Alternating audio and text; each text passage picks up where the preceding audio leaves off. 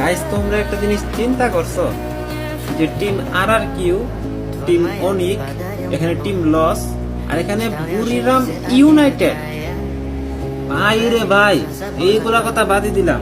বুড়িরাম ইউনাইটেডের মতন একটা টিম নাকি জিরো এলিমিনেশন, পয়েন্ট জিরো।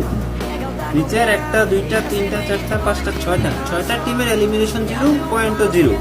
সেখানে বুড়িরাম ইউনাইটেড স্পোর্টও ইনক্লুডেড আছে ভাই। এটার মতো একটা টিম এখানে পাত্তা হইতেছে না। সেখানে আমাদের বাংলাদেশি টিম 6 নম্বরে আছে ভাই। আমি তো বলবো আলহামদুলিল্লাহ ভাই, অনেক ভালো পজিশনে আছে তারা, অনেক ভালো পজিশনে। তবে আরো বেস্ট ট্রাই করে উপরে উঠতে হবে। যেহেতু বাংলাদেশে গেম ব্যান, তাই তারা ওল্ড এক্সপিরিয়েন্সটা তাদের নাই। আগে পরে কখনোই তারা কোনো বড় ধরনের ইন্টারন্যাশনাল লেভেলের টুর্নামেন্ট তারা খেলে নাই। কিন্তু এই যে বুড়িরাম ইউনাইটেড স্পোর্টস বলো, তারপরে অনিক বলো, RRQ বলো, এগুলো কিন্তু নাম করা টিম ভাই।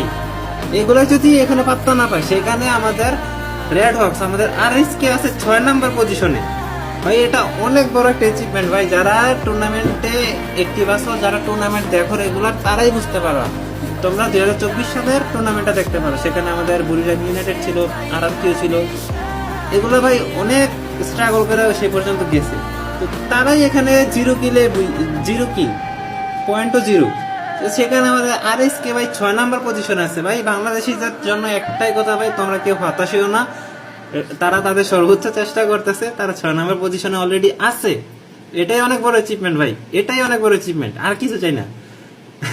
তো দেখা যাক কয়টা ম্যাচ গেল, 3টা ম্যাচ মেবি গেছে না 4টা জানি গেছে। দেখা যাক সামনে কি হয়।